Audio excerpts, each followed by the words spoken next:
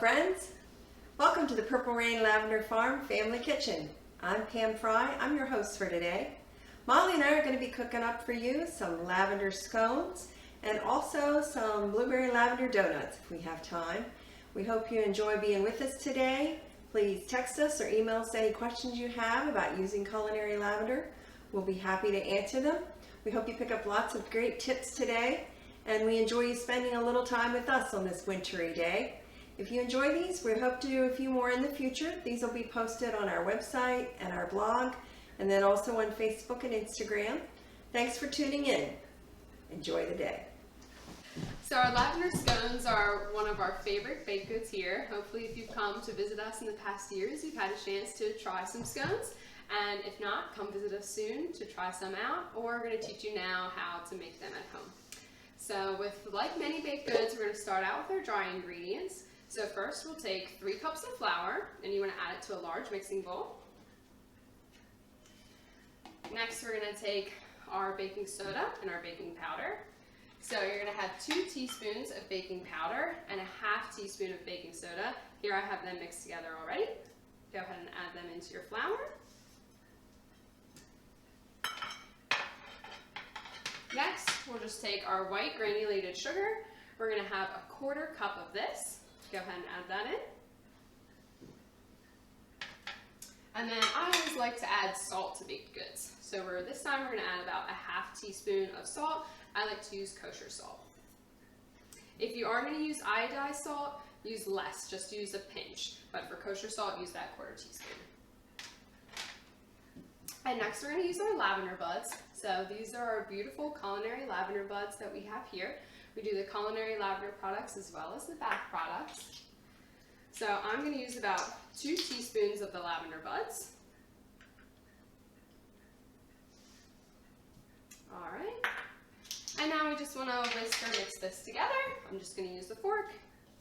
And you always want to mix together your dry ingredients first, just so there's an even kind of incorporation of everything before you get started.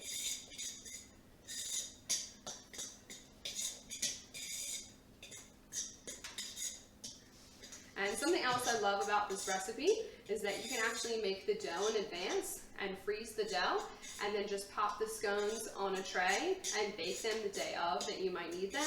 So they're great to do for when you have company over and maybe you want to prepare breakfast in advance. Okay, and so then once all of our dry ingredients are incorporated together, this looks great. We're going to go ahead and take our butter. So this is 1 stick of butter that I've cut up into really tiny pea-sized cubes. So you can see how tiny the pieces are. You want to have really cold butter, and it's also best to have them in such small pieces because that's how you're going to really able to evenly stud that cold butter all throughout the scones, which makes them nice and rich. So as I put them in there, I like to kind of just break it apart with my fingers so they don't stick together and they evenly distribute amongst the flour.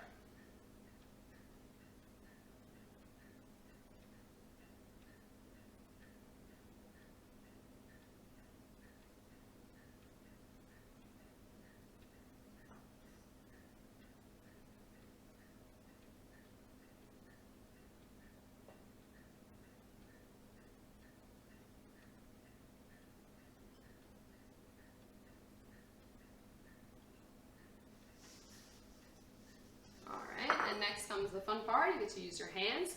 You can use a pastry cutter if you like. I really like to use my hands. That way I get a feel for what's going on. So what you're going to try to do is you're going to put both hands in and kind of I'll show you, with an even motion, I kind of work and press the flour through my forefingers and thumbs as I work through the whole mixture in the bowl. And this kind of acts like that pastry cutter does and just cuts up those small cubes of flour and works it in to the dough. And you want to go ahead and just do this for a little while until you feel that that's our oven saying it's preheated to 375 degrees. Thanks for letting us know. So like I was saying, just continue through the flour until you feel that all of those pea-sized cubes of the butter have broken up down even further, and you're gonna get more of this like dry, sandy, kind of like flaky consistency. That's the part where you say it looks shaggy? That's when we add the cream and the shaggy. So this should just look really granular. Yeah, this should look a little more sandy. And we can even I can bring it and show you a close up if you want to see the texture of it. Because that's a lot of things with baked goods, is you want to see the texture. Okay, you want to tilt the bowl up and we'll zoom in. Yeah. So as you can see, you can't really see any of the large, can you see it now? You can't really see any of the large clumps of butter anymore, but you see how it's kind of almost like sandy, but it's still dry. That's kind of what you want to go for, breaking that butter up. All right, so the next step is you're going to make a well in the center of the dough. So kind of like if you've ever made pasta before, you just use your fingers and you create a little divot. So I'll try to tilt. That's going to be my well in the center of the bowl. I have 1 egg already lightly beaten over here. I do like to beat the egg before adding it in, just because it already makes it easier to break apart when you add it into your dough if you give it a quick light beat before adding it. So we'll add our egg into the center.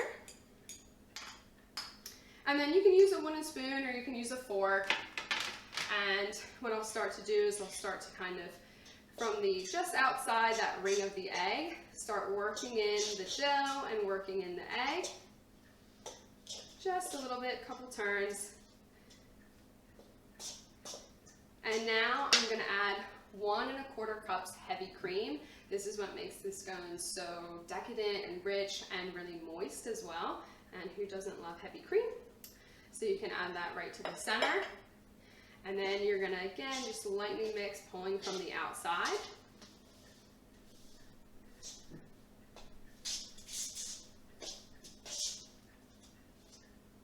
And then this is where the dough is going to start to look a little shaggy. So you'll see I'm going to keep mixing it with my fork or a wooden spoon.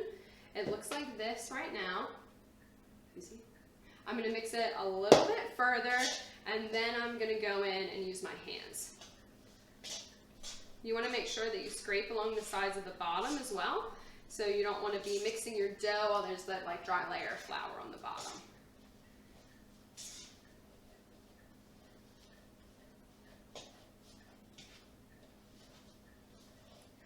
All right, and you see a loose, shaggy dough is starting to form now. This is when I'm going to switch and use my hands.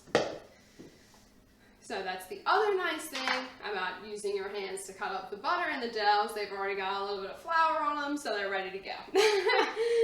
Just use both hands or one, and I'm gonna kind of use my hand to squish and sort of help that dough form and come together and be a little cohesive. And any bits of flour that might be on the bottom, see how I kind of scoop that up, and I want to incorporate that into the dough to make sure we get everything in there. And you just kind of squish a little bit, and the dough is going to feel heavy and a little bit wet. And now you can even use my palm to kind of press into the bottom to help get that flour.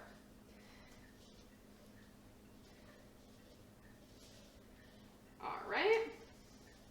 So now it's come together and it looks like this. And you see how you can even start to see some flaky layers in there? That's really good. That's what you want, what we aim for with the scones. You want to have some flakiness.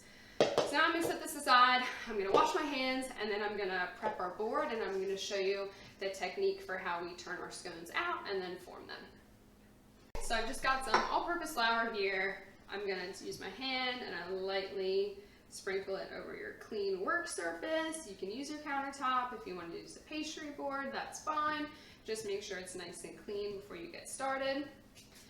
Now I'm going to take our scone dough, and what I'm going to do is I'm going to split it into 2 even portions, and then I'm going to stack them on top of each other.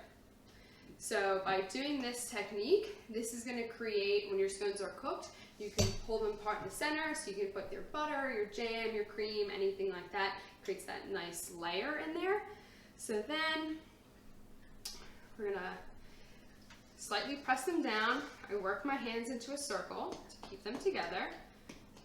And for this recipe, you can do 8 large scones or 24 small scones. So right now we're going to do the 8 large scones. So we rolled it out into the round. If we're going to do the 24 mini scones, we actually roll it out into a rectangle, and you're going to cut the rectangle long ways in half and then by thirds across. So you'd end up making 1, 2, 3, 4, 5, 6 small squares, and then you cut those on each of those small squares on the diagonal to cut them down. Does that make sense, or is my math wrong there? Okay.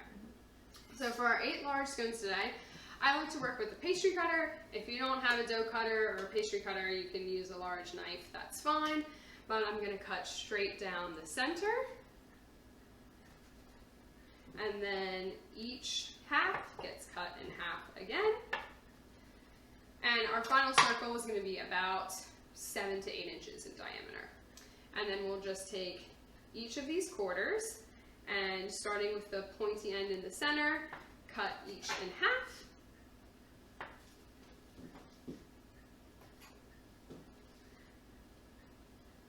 And you're going to end up with roughly 8 even-sized scones. So next we will prep our baking sheet. So those would be ready to go in a pan right now. Yes. Yep. So these are ready to bake in the oven right now, which is what we're going to do. If you wanted to freeze them to bake later, what I like to do, I'll show you what I like to do. I still like to put them on a baking sheet and freeze them on the baking sheet, because then each scone freezes separately.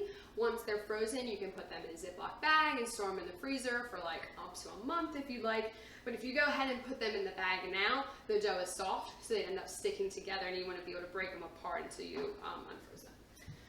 So we'll take some cooking spray, and I like to just lightly spray down the baking sheet, and that way when you set your parchment down, the parchment sticks to the cooking spray. And our baking sheet's a little textured, so it's not sticking as much, but if you have a flat spray, it'll work. And we'll just place our scones on our baking sheet. So can you add things to that recipe? Like if you wanted to add cranberries or nuts or... Yeah, definitely. So this is a great basic scone recipe.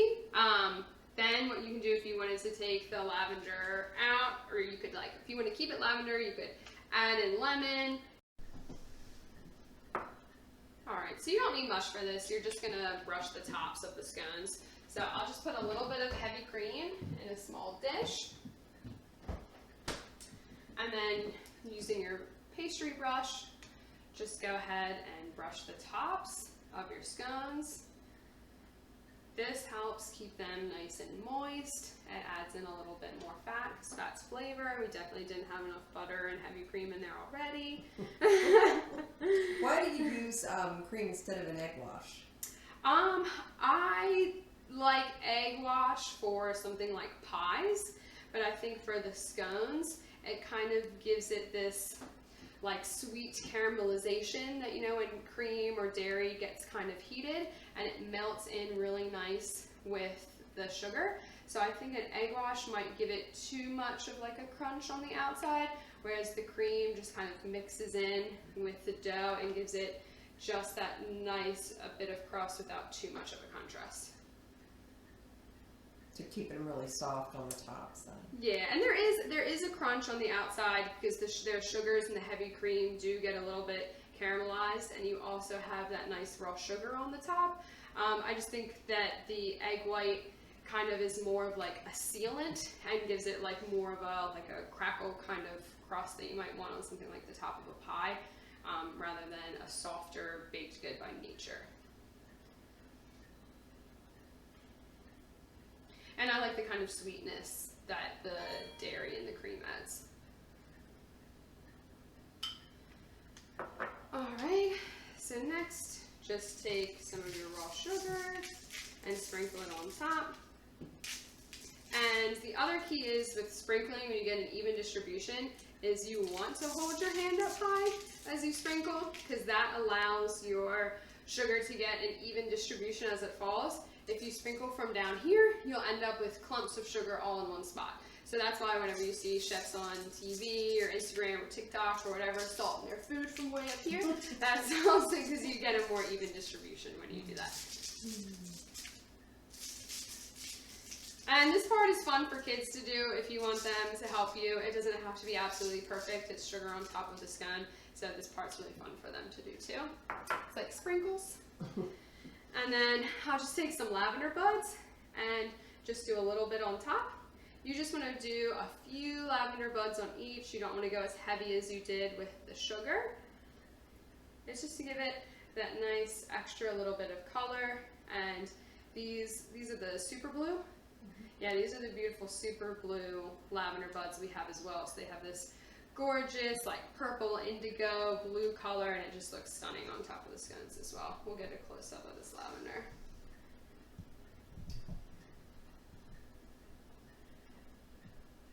And these can look a little rustic on top. Do you want to see the lavender? Sorry. Yeah, so that's that nice color right there. Beautiful. All right.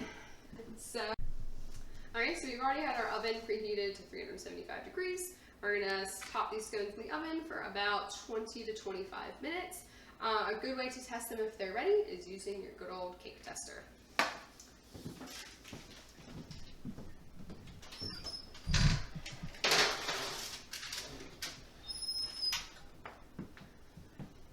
All right, and then we clean up while we wait. They're definitely done, but also your toothpick or your cake tester will come out clean. So, like how I was saying, how we made the two layers with the dough, that's how you're going to kind of get this line in the center that you're going to be able to pull apart the scones. So you can put on any butter, clotted cream, jams that you might want to apply. So I'll even show you. They kind of just break apart like that. Maybe I'll do another one. Alright, so you get this even line. So this is how you're going to be able to have those layers in there. So you can kind of break apart your scone. And it's going to be nice and flaky on the inside, like that. Beautiful. And then that's when you can apply your butters or your jams or your creams. So I'd say definitely don't skip that step. I think that's really important in making a good scone and getting that layer in there and that flakiness. And now you're ready to go ahead and enjoy. And here we have our luscious lavender scones, hot from the oven, delicious with butter. Molly does an awesome job with these lavender scones. I love them.